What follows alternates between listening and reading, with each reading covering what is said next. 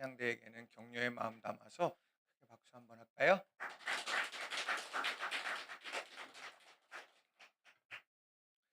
이 시간 우리 전후 좌우에 계신 분들과 함께 우리 축복의 인사하겠습니다. 우리 옆 사람 보면서 하나님 오늘도 우리와 함께 하십니다. 우리 이렇게 한번 인사하겠습니다. 네, 또 인사하십시다. 좋은 일이 있을 겁니다. 네, 늘 기대와 희망으로 내일을 향해 가는 우리 성도님들이 다 되시기를 바랍니다. 우리가 삶을 살아가면서 중요한 것들이 굉장히 많이 있어요. 근데 그 중요한 것들 중에 정체성, 아이덴티티, 이거는 정말 중요하다라는 생각을 참 많이 합니다. 의사라고 하는 직업을 가지고 있는 사람이 있는데 이 사람이 의사의 정체성을 잃어버리게 된다 그러면 오늘 의사로서의 소임을 잘 감당하기가 어려울 거예요. 군인이 있는데 그 군인이 군인으로서의 정체성을 가지고 있어야 진짜 군인의 그런 삶을 살아갈 수가 있는 것입니다. 자, 그런데 이런 정체성, 이 정체성을 가지고 있는 사람들이 머무는 자리들을 보게 되면 꼭 필요한 자리, 자기가 있어야 될 자리, 거기에 있게 된다는 거죠. 자, 우리가 그리스도인이라고 우리를 이야기를 합니다. 우리는 정체성을 가지고 있는데 그렇다고 하면 우리가 그리스도인으로서 있어야 될 자리가 어딜까? 예수님은 제자들에게 너희는 세상의 빛이고 세상의 소금이다 이런 말씀을 하셨습니다. 그러니까 엄밀히 말하면 그리스도인이라고 하는 사람들은 세상의 빛과 소금으로 어디를 내가 비추고 있고 어디에서 녹아져 있는가 이거를 분명하게 하는 사람, 이 사람이 그리스도인이라 말할 수 있다는 거죠. 그래서 예수님을 믿는 그리스도인을 통해서 어둠이 몰아나게 되는 거고 상함이 방지되고 세상을 만나게 만들어 간다는 겁니다. 그래서 우리는 신앙생활하면서 수도 없이 이 이야기를 들어요. 너희는 세상의 빛과 소금이다. 그런데 그거 알아요, 머릿속으로. 그래야 되는 것 알아요. 그런데 그 자리를 지켜내는 것이 쉽습니까? 어려워요. 굉장히 어렵습니다. 그런데 예수님도 그거를 알고 계셨어요. 그래서 예수님이 세상으로 제자들을 이제 세상으로 보내서 복음을 전하게 하시면서 누가복음 10장 3절에서 지금 가게 되는 제자들을 향해 이런 안타까운 마음을 갖고 계셨습니다. 누가복음 10장 3절에 보면 갈지어다 내가 너희를 보냄이 어린 양을 이리 가운데 보냄과 같도다. 어린 양을 이리 가운데로 보냈다. 그게 바로 예수님께서 제자들을 보내셨을 때 생각하고 또 느꼈던 감정이고 걱정이었다는 거죠.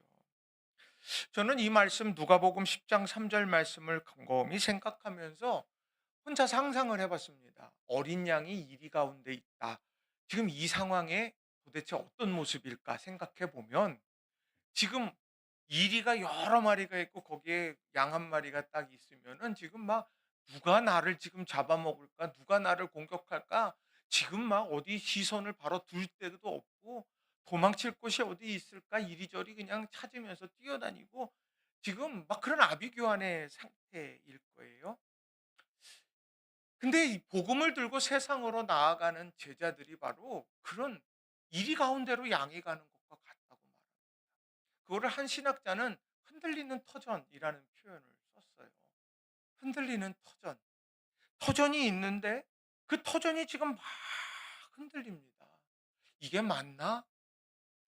여기를 어떻게 내가 극복해 갈까? 뭐 이런 여러 가지 일들. 또 상황과 믿음 사이에 괴리가 주는 힘겨움.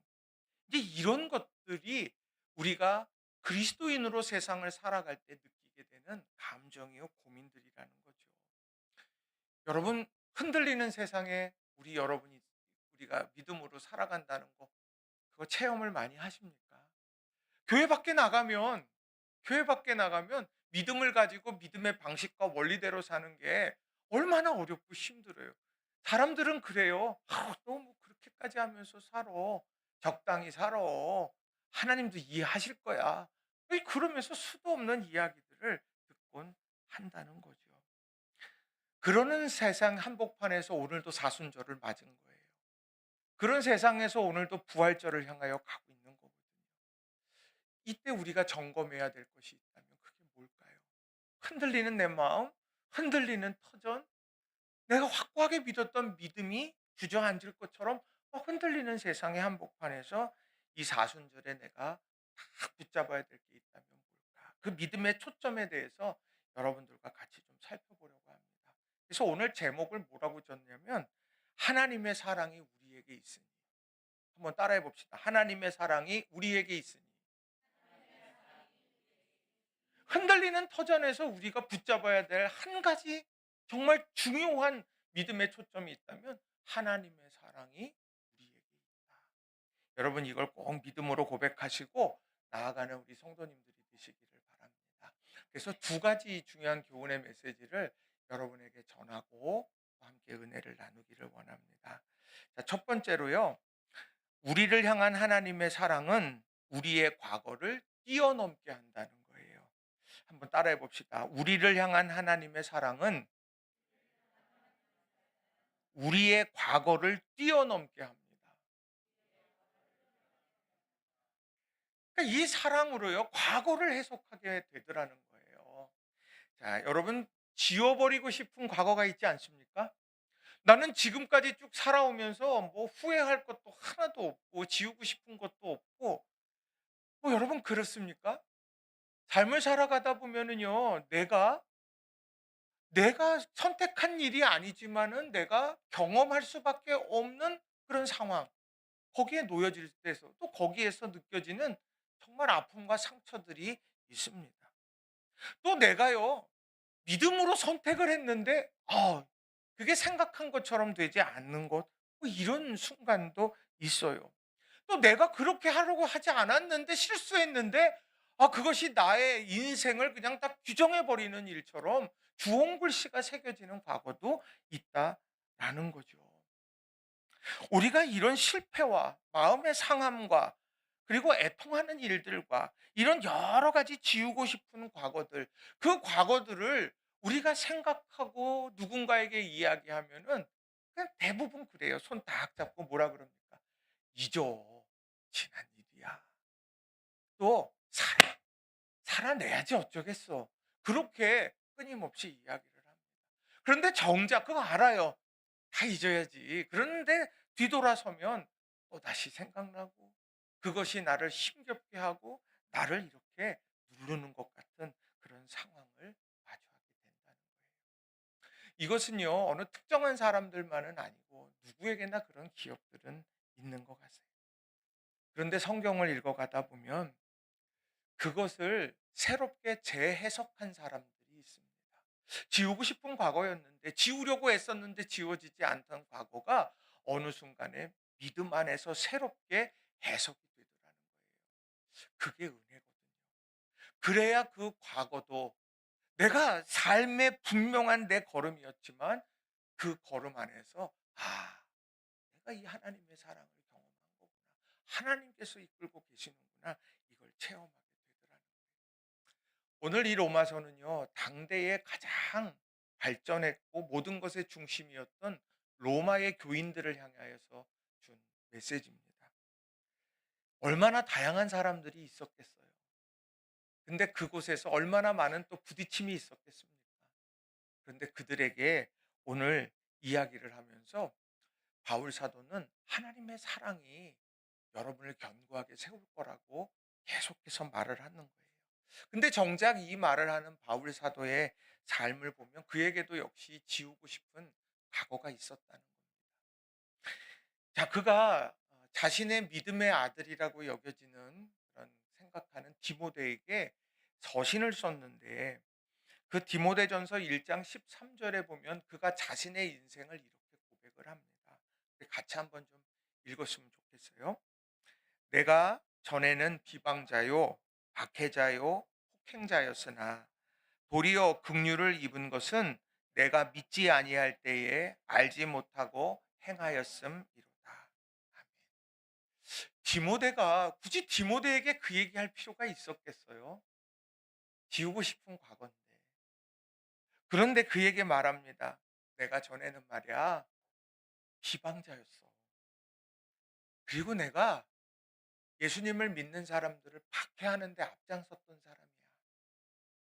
그리고 내가 실제로 폭행을 했던 사람, 잡아서 남녀노소를 막론하고 잡아서 내가 가두었던 사람이야.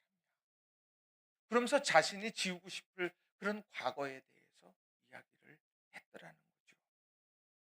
그리고 디모데전서 1장 15절에도 보면 더 깊이 있게 이야기를 합니다. 믿보다 모든 사람이 받을 만한 이 말이요 그리스도 예수께서 죄인을 구원하시려고 세상에 임하셨다 하였도다. 죄인 중에 내가 괴순이라. 아니 비방자고 박해자고 폭행자고 내가 이런 지난 과오에 대해서 이야기를 하면서 동시에 나는 그 중에서 대장이다. 내가 죄인 중에 괴수야. 이렇게 이야기를 하더라는 거예요. 뭘 내세울 게 있어서, 뭘 자랑할 게 있어서, 그게 얼마나 큰 훈장이라고 그걸 이야기하겠어요. 그런데 그에게는요, 그것조차도 훈장이 될 법한, 그것조차도 내게는 감격이 될 법한 놀라운 체험을 한 거예요. 그게 디모데전서 1장 13절에 나오는 긍휼을 입은 것은, 도리어 긍휼을 입은 것은 내가 그럼에도 불구하고 긍휼을 입은 자다. 모든 것을 다 상쇄할 법한, 그 상쇄시킬 수 있는 긍휼, 하나님의 자비, 나는 이거를 체험한 사람이야. 그게 나를 살게 한 거고, 비록 내가 죄인 중에 괴수일지라도 오늘 내가 가장 주님을 따르면서 신실하게 살아가려고 하는 이 일을 할 수 있는 것 또한 바로 이 긍휼이 내게 있기 때문이다. 이렇게 이야기하더라는 거예요. 여러분, 우리가 삶에 우리는 나는 바울만큼 비방한 적도 없고 바울만큼 폭행한 것도 없고 나는 바울만큼 그런 악한 일, 죄인 중에 괴수, 난 그런 삶 안 살았어. 여러분, 그렇게 하면서 안심하십니까? 아니면, 그래, 내 삶에 이런 여러 가지 일들이 있지만, 도리어 긍휼을 있게 하셔서 내가 오늘 이렇게 하나님 자녀로 살아간다. 여러분, 이런 믿음의 귀한 감사의 제목이 넘치는 우리 성도님들이 다 되시기를 바랍니다. 그런데 그런 것뿐만이 아니라 바울 사도에게는요, 감추고 싶은 또 하나의 아픈 과거가 있었습니다. 그게 뭐냐면, 여러분 이렇게 막 기도했는데 기도가 응답되면 신바람이 나겠죠. 네. 신바람이 막 날 거예요. 그런데요, 정말 간절히 기도했는데 그 기도가 응답이 안 됐어요. 그러면은 어때요? 이거 정말 제가 막 간절히 막 기도했는데 안 됐어. 그럼 저도 실망해서 아, 하나님 나 이거는 좀 과거 속에서 지우고 잊어버리고요. 나 잘된 것만 이렇게 늘 생각하고 이야기할게요. 그러고 싶은 욕망이 막 생길지도 모르겠어요. 그런데 바울 사도에게는 이랬습니다. 자신에게 질병이 있었어요. 잘 아시다시피 육체의 가시, 안질 이것이 그에게 있어서 너무 목회 사역하는데 힘들고 덕도 안 됐을 거예요. 다른 사람 아무리 치유하면 뭐 하겠어요? 정작 자신의 몸에 문제가 있는데. 그래서 그가 3번이나 기도를 했습니다. 하나님, 이거 치유해 주셔야 돼요. 이거 해 주셔야 돼요. 그랬는데 하나님께서 그 치유를 허락지 않으셨습니다. 고린도후서 12장 7절에 보면 현대어 성경에 이렇게 이야기를 해요. 번역을 합니다. 제가 좀 읽어 드립니다. 그리고 내가 받은 계시가 너무나 크고 놀라운 것이기 때문에 하나님은 내가 너무 교만해질까 봐 내 몸에 가시 같은 병을 주셨습니다. 이것은 내가 교만하지 않도록 나를 괴롭히는 사탄의 사자입니다. 오늘 이 말씀은 바울 사도가 그런 것을 고린도 교회를 향하여 이야기한 거예요. 고린도 교회에 이 이야기를 하면서 그래요. 내가 하나님 앞에 3번 기도했는데 내가 그 상황에서 하나님께서 내게 주신 응답은 다른 것이 아니라 너 교만하지 않도록 너를 낮추는 것으로 내가 이 고난을 내가 허락한 거다. 이렇게 말씀을 하더라는 거죠. 그리고 난 다음에 바울 사도가 놀라운 고백을 하는데 고린도후서 12장 9절이에요. 바로 다음 절에 이렇게 고백을 합니다. 그러나 주님께서는 내 은혜가 너에게 충분하다. 내 능력은 약한 데서 완전해진다라고 말씀하셨습니다. 그러므로 나는 나의 약한 것을 더욱 기쁜 마음으로 자랑하여 그리스도의 능력이 나에게 머물러 있도록 하겠습니다. 그러니까 오늘 바울 사도가 다른 사람이 볼 때는요, 3번 기도했는데 치유함이 안 돼서, 그러니까는 나 이건 너무 실패한 인생 같아. 그런데 정작 하나님의 계획은 무엇이냐? 하나님이 그 고난 속에서 깨닫게 하기를 원하시는 것은 뭐냐? 내 능력은 너가 약할 때에 일어나는 거야. 그래서 너가 이런 약함 속에서 나를 붙들고 있게 될 때 하나님께서 거기에서 놀라운 능력을 내 삶에 부어주실 거다.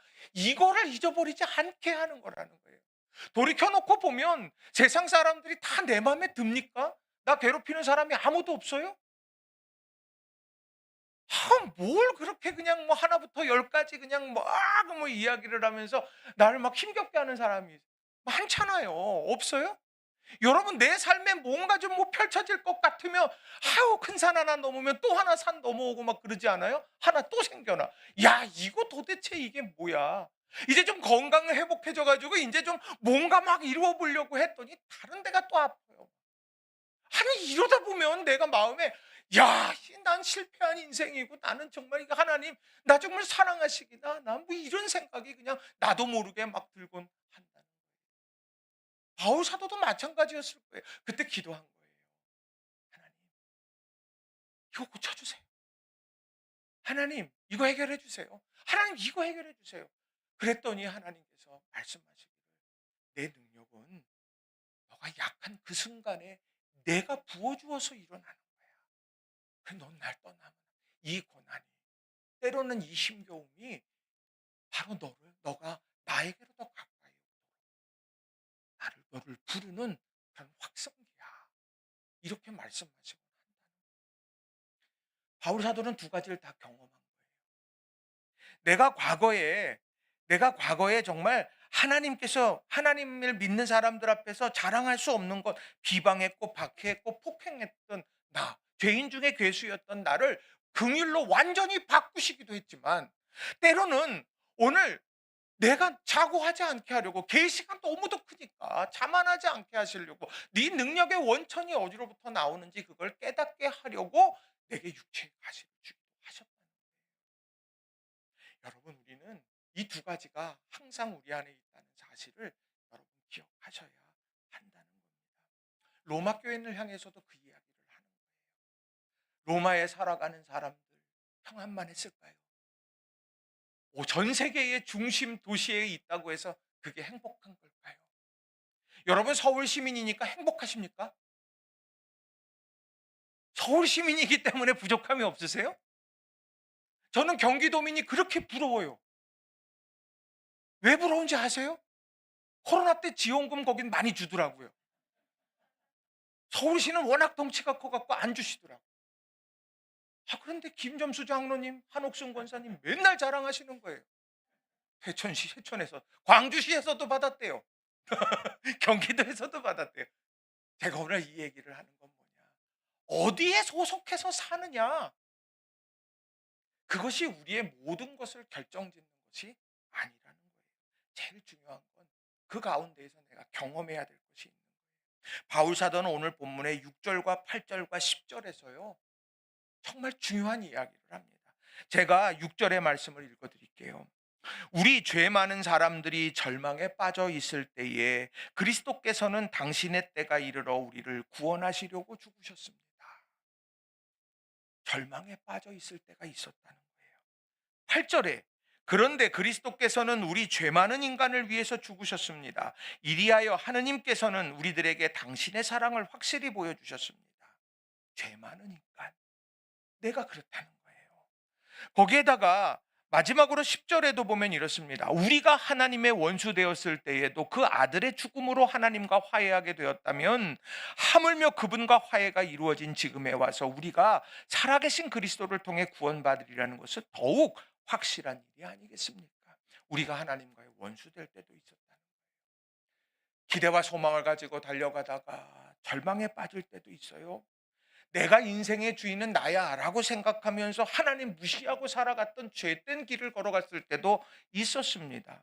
그리고 하나님과 원수되어 대적하는 인생을 살기도 했습니다. 이것 다 다른 사람의 이야기가 아니라 로마의 교인들이 공감하는 이야기들이라는 그런데 분명한 것은 그런 우리의 과거가 있지만 그런 우리들을 위해서 독생자 예수 그리스도를 하나님께서 내어 주셨고, 그리고 예수님께서 십자가의 고난과 죽음을 온몸으로 감당하셨고, 하나님께서 죽음 가운데에서 예수님을 부활하게 하심으로 우리들에게 구원의 길을 열어 주시면서 하나님과 화평을 누리도록 허락해 주셨다는 거예요. 그러니 사순절을 지나면서 우리가 주목해야 될 것은 과거, 잊을 수 없는 과거, 잊을 수 없는 과거 생각하세요. 그런데 그리스도 안에서 재해석해 보시라는 거예요. 그런 나를 주님께서 부르셨구나. 그런 나를 부르셔서 오늘 화평의 자리로 이끌어 오셨구나. 여러분, 이것을 꼭 기억하시고 믿음 안에서 우리가 주님 앞에 내 지나온 과거를 주님 앞에 온전히 맡기고 새로운 미래를 꿈꾸며 나아갈 수 있는 저와 여러분이 다 되시기를 주님의 이름으로 간절히 축원합니다. 두 번째로는요, 우리를 향한 하나님의 사랑은 환난 중에도 소망을 품게 한다는 거예요. 따라해 봅시다. 우리를 향한 하나님의 사랑은 환난 중에도 소망을 품게 합니다. 네. 요즘 뉴스 보고 싶으세요? 요즘에는 뉴스 보는 것도 힘들고, 인터넷 이렇게 유튜브 들어가도 그 알고리즘 때문에 그냥 계속해서 그냥 가게 되고, 좋은 기사는 하나도 없는 것 같고, 그러다 보니 폭삭 속았수다 이런 것만 보게 되는 거예요. 그냥 얼마나 펑펑 울고 그러는지 몰라요. 아이유가 그렇게 이쁘대요. 그러고 보면서 정말 이렇게 따뜻한 세상 봐야 되는데 하는 생각을 해보게 됩니다. 요즘 정치적으로 헌법재판소의 탄핵 선고가 코앞에 와 있지요. 늦어지면 늦어질수록 온 나라가 다 흔들립니다. 저마다 이것이 옳다고 막 외치고 있어요. 내 뜻대로 되지 않으면 물리력을 행사하겠다고 여기저기에서 막 이야기를 합니다. 참 힘든 시기예요. 또 경제적으로도요, 미국의 관세 압박에 따라 가지고 그 요구를 들어주는 기업 총수가 있는가 하면 반대의 길을 또 걸어가려고 하는 총수도 있고, 막 여러 가지 일들이 있습니다. 환란이에요. 온 나라가 산불에 지금 어려움을 겪고 있습니다. 그 산불에 처음 발화자라고 의심되는 한 사람 50대라는데, 이분을 지금 또 이제 입건해 가지고 이제 하나하나 이제 그것을 또 이제 짚어가려고 한다고 해요. 그 일들에 많은 사람들이 이제 죽었고, 또 많은 사람들이 터전을 잃고 지금 함께 집단 생활을 해갑니다. 끝이 있으면 좋으련만 언제 그게 끝이 올지 그것도 도무지 예측이 안 되는 상황이에요. 불을 열심히 끈다고 껐어요. 수십 대의 헬기가 와서 막 끄고, 군사 장비가 와가지고 가서 헬기가 와서 시누크 헬기가 와갖고 다 쏟아붓고 막 그래도 어느 날 바람 한 번 불고 조금만 낮으면 다시 발화됐다는 막 소식이 막 오게 됩니다. 우리 이런 것들을 이렇게 다 놓고 보면 이게 도대체 어디서부터 시작해야 될까? 결국에 고백은 뭡니까? 하늘에서 비가 내려야 돼요. 하나님이 비 내려 주셔야 됩니다. 결국은 이리로 가더라는 거죠. 이것이요, 우리의 삶의 모습의 단면을 보여줍니다. 얼마나 많은 환란이 우리 가운데 있는가. 말세 때는 더 환란이 많거나 그러는데 성경 말씀에는 그런 걸 이렇게 다양하게 표현합니다. 베드로전서 5장 8절에도 보면 근신하라 깨어라 너희 대적마귀가 우는 사자같이 두루 삼키며 삼킬 자를 찾나. 우는 사자가 삼킬 자를 찾는다고 말합니다. 애비나 그러면서 지금 막 찾아요. 두루 삼이면서 막 삼킬 자를 찾아요. 누가복음 22장 31절에도 보면 이렇습니다. 시몬아 시몬아 들어라 사탄이 이제는 키로 밀을 까부르듯이 너희를 제멋대로 다루게 되었다. 채반 위에 이게 체질하는데 지금 거기 위에 놓여진 게 우리 인생이라는 거예요. 흔들어 놓는다는 거예요. 우리의 두 발 선발을. 에베소서 6장 16절에도 보면 모든 것 위에 믿음의 방패를 가지고 이로써 능히 악한 자의 모든 불화살을 소멸하고, 불화살을 오늘도 쏘아야 된다는 거예요. 우리를 향하여서. 여러분, 이 상황이 되면 어떤 생각을 하겠습니까? 우는 사자 어떻게 해볼 만했는데 피하면 됐는데. 그런데 밀을 채질을 하듯이 내 믿음의 근간을 막 흔들어 놔. 이건 너무 힘들어. 근데 거기에다가 불화살을 쏘아야 돼. 나 그거 맞고 오늘도 맞고 내일도 맞고 그러면서 살아간다 그러면 여러분 잘만 나겠습니까? 이거 너무 힘들어. 왜 이렇게 고난의 3종 세트가 나를 향하여서 이렇게 올까? 이런 생각들이 막 밀려들곤 한다는 거죠. 그러면 사람들은 그래요. 운명인가 보다. 내 팔자인가 보다. 다른 데서 막 찾다가 봐요. 그런데 성경은요, 분명하게 그 해결점을 우리에게 알려준다는 거예요. 이국진이라는 분의 사람이 여물어 교회가 꽃피다라는 책이 있어요. 홍성사에서 나온 책인데 이 책을 보면 이런 이야기가 나옵니다. 그 요즘에 사람들이 사회적 신분 상승의 도구로 이제 소셜 네트워크를 중요하게 여긴다고 합니다. 그도 그럴 게 나를 피하라고 내가 얼마나 대단한 사람이고 내가 여기도 가본 사람이고 나 이런 능력 있는 사람이고 내 인맥이 이렇고 뭐 이런 것을 다양하게 이렇게 드러내는 곳 아닙니까? 자, 그래서 탁월한 능력 그리고 이 스펙 쌓는 것을 넘어서서 이런 인맥이 있고 난 대단하다. 이걸 자꾸 부각을 시킨다는 거예요. 그러면서 나는 지금 팔로워가 몇 명이다. 그리고 나는 친구가 몇 명이다. 뭐 이런 것들을 자랑하곤 합니다. 자, 그런데요. 오늘 이런 신분 상승을 위해서 소셜 네트워크를 막 사용하다 보면 어느 순간에 신분 상승과 관련이 없는 관계들은 하나씩 정리해 가게 되더라는 거예요. 그래서 이 빈약 사다리가요. 차곡차곡 있어야 되는 사다리가 다 빈약하게 되어 버린다는 거예요. 나의 인생에 도움이 안 되는 것 같으면 다 제해버리게 되는 거죠. 그런데 성경에서는요. 이 아래로부터 신분 상승을 위해서 올려져 가는 이런 사다리 이런 것과는 전혀 다른 이야기를 합니다.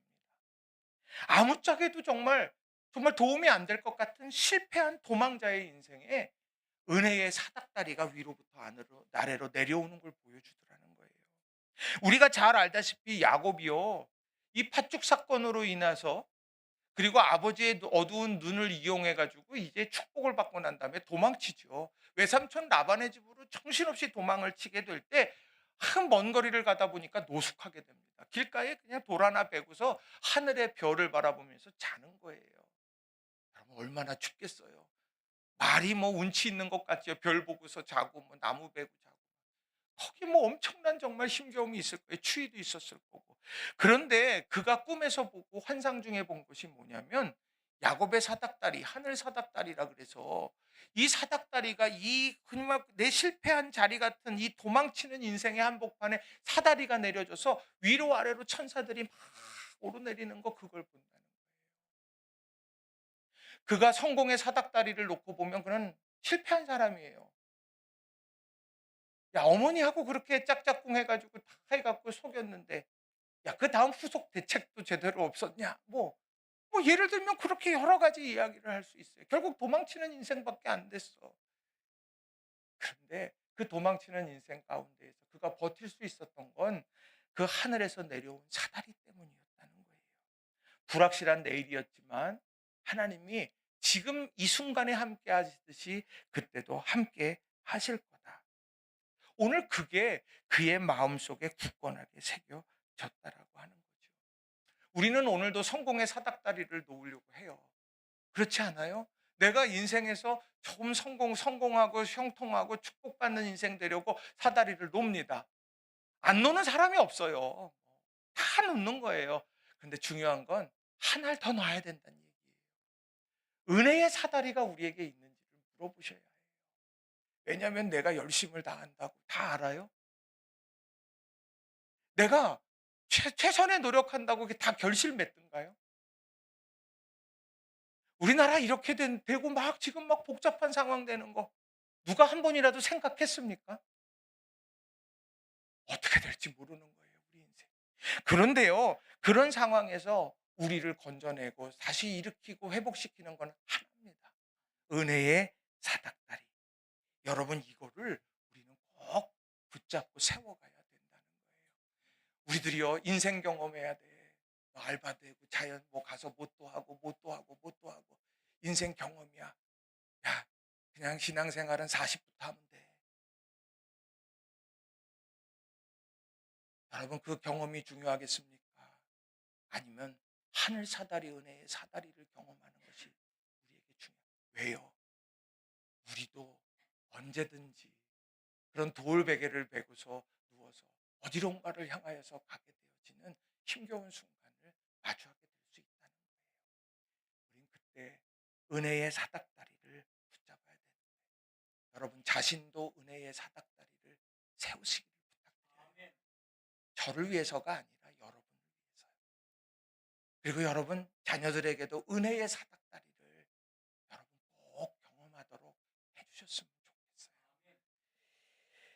바울 사도는요 로마서 5장 3절 4절에서 그 은혜의 사닥다리를 경험한 사람의 고백을 이렇게 이야기합니다.